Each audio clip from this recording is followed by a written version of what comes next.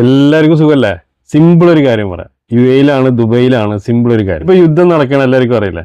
ഇറാനും അമേരിക്കയും ഇസ്രായേലും തമ്മിലുള്ള യുദ്ധം ഭയങ്കര കൊടുമ്പിരി കൊണ്ടിട്ട് ഇങ്ങനെ നടക്കാണ്. നാട്ടിലാണെങ്കിൽ ഇലക്ഷന്റെ ചൂട്, പോരാത്തിന് പെരും ചൂട്.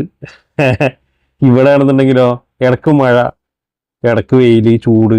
നാട്ടില് ഗ്യാസ് കിട്ടാത്തതിൻ്റെയും ഹോട്ടലിൽ പോയ ഭക്ഷണം കിട്ടാത്തതിൻ്റെ ഒക്കെ പരാതികള്, സാധനങ്ങൾ വില കൂടി, സാധനങ്ങൾ മാർക്കറ്റിൽ കിട്ടണില്ല. പൊന്നാറിന്റെ മുത്തുമണികളെ ഇവിടുത്തെ അവസ്ഥയും മറിച്ചൊന്നുമല്ല. ഞങ്ങൾക്ക് ഇവിടെ ഗ്യാസ് കിട്ടുന്നുണ്ട്, പ്രശ്നങ്ങളൊന്നുമില്ല. പക്ഷേ ഇവിടെ മറ്റുള്ള സാധനങ്ങൾക്കൊക്കെ വില കൂടിയടോ. 2 ദിറംസ് ഉണ്ടായിരുന്ന ഉള്ളി ഇപ്പോൾ 7-8 ദിറംസ് കൊടുക്കണം. 4 ദിറംസ് ഉണ്ടായിരുന്ന തക്കാളി ഇപ്പോൾ 10-12 ദിറംസ്. വഴുതനങ്ങ 3-4 ദിറംസ് ഉണ്ടായിരുന്ന വഴുതനങ്ങ ഇപ്പോൾ 10-12 ദിറംസ്. ഇങ്ങനെ എല്ലാ സാധനത്തിനും വില കൂടിക്കണോ ഇവിടെ. എനിക്ക് തോന്നുന്നത് വില കുറഞ്ഞിട്ട് ഇപ്പോഴും നമ്മളെ പഴയ ഫ്രോസൺ ചിക്കനും ഫ്രോസൺ ഫിഷും മാത്രമൊക്കെ തന്നെ ഉള്ളൂ. ആഴ്ചയിൽ ഒരു ദിവസം ഞങ്ങൾ വെള്ളിയാഴ്ച മട്ടൻ്റെ ബിരിയാണി ഉണ്ടാക്കും. അപ്പം അതിന് ഞങ്ങളൊരു റൂമിലേക്ക് മെസ്സാണ്, എല്ലാവരും കൂടെ കൂടിയിട്ടുള്ള മെസ്സല്ലേ. അപ്പം മെസ്സിലേക്ക് ഞങ്ങൾക്ക് ആവശ്യമുള്ള മട്ടൻ മേടിക്കും. ഞങ്ങളൊരു 5 കിലോ മേടിക്കും.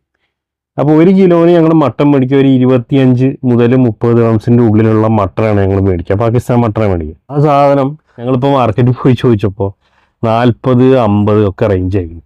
അപ്പോൾ എല്ലാറ്റിനും കൂടി. അതേമാതിരി ബീഫ്, ഇന്ത്യൻ ബീഫ് മുമ്പൊക്കെ 20-25 ഉള്ളിൽ കിട്ടുന്ന സാധനം ഇപ്പം 40 ദിറംസാ വില.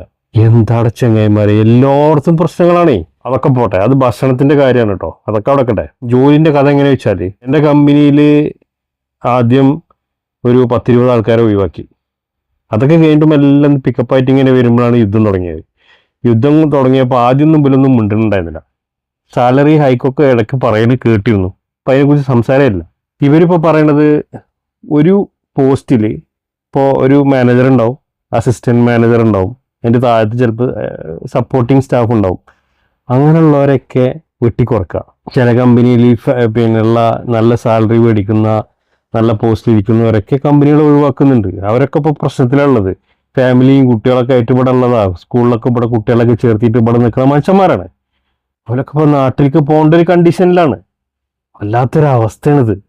അതായത് യുദ്ധം ഇപ്പം നിന്ന് കഴിഞ്ഞാൽ ഒരു 6 മാസത്തിൻ്റെ ഉള്ളിൽ UAE വീണ്ടും പഴയമാതിരി പിക്കപ്പ് ആവുമെന്ന് നമുക്ക് പ്രതീക്ഷിക്കാം. പക്ഷെ യുദ്ധം ഇപ്പോൾ നിന്നിട്ടില്ലെങ്കിൽ അവസ്ഥ വളരെ മോശമായിരിക്കും.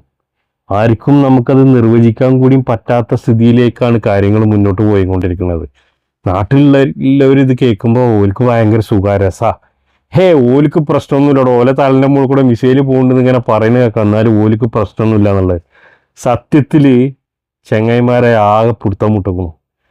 ഒരു ദിവസം രാവിലെ ഓഫീസിലേക്ക് പോകുമ്പോൾ എൻ്റെ കഥ പറഞ്ഞുതരാട്ടോ. ഞാൻ രാവിലെ ഓഫീസിലേക്ക് പോകുമ്പോൾ മനസ്സിനുള്ളിൽ ഭയങ്കര വിഷമം. ഞാൻ അങ്ങനെ ശരി, ഹസ്ബുനല്ലാഹു നിഅമൽ വക്കീൽ, പടച്ചോനെ ഇജ്ജ് മാത്രമേ ഉള്ളൂ തുണ.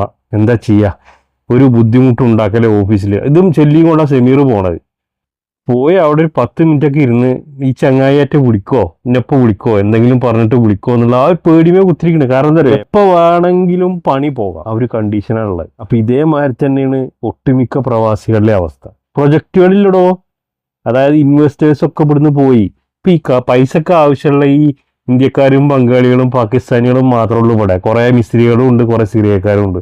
ഇവരൊക്കെ തന്നെ ഉള്ളൂ ഇവിടെ, വേറെ ആരുമില്ല. ഇൻവെസ്റ്റേഴ്സൊക്കെ തിരിച്ചുപോയി. ഇതാണ് യാഥാർത്ഥ്യം. ഞാൻ പറയുന്നത് നിങ്ങൾക്ക് മനസ്സിലാവുണ്ടാവുമെന്ന് വിചാരിക്കുന്നു. ഇപ്പം പൈസയുടെ ആവശ്യമുള്ളവരും ഇടങ്ങേറുള്ളവരും നാട്ടിലുള്ള ലോണുള്ളവരും ബുദ്ധിമുട്ടുള്ളവരും മാത്രമേ ഉള്ളൂ ഇവിടെ. ഇവിടെ വന്നിട്ട് ഇൻവെസ്റ്റ് ചെയ്തിട്ട് കായ് ഉണ്ടാക്കാന്ന് പറഞ്ഞിട്ട് ആരും ഈ യുദ്ധത്തിന്റെ അടിയിൽ, മിസൈൽ പോണിന്റെ അടിയിലേക്ക് ആരും കൊണ്ട് പറന്നിറങ്ങി വരില്ല. അപ്പൊ ഞങ്ങളൊക്കെ പ്രശ്നത്തിലാണ്, ബുദ്ധിമുട്ടുള്ള അടിയിലാണ് ഉള്ളത്.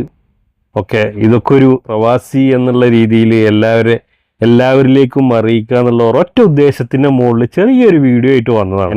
എൻ്റെ ഈ കഥ പോലെ തന്നെയാണ് ഒട്ടുമിക്ക പ്രവാസികളുടെ അവസ്ഥ. ജസ്റ്റ് നിങ്ങളൊന്ന് അറിയിക്കാൻ വേണ്ടിയിട്ട് ഈ സോഷ്യൽ മീഡിയയിലൂടെ വന്നിട്ട് പറയാൻ വേണ്ടിയിട്ട് മാത്രം വന്നതാണ്. Thank you so much for watching my video.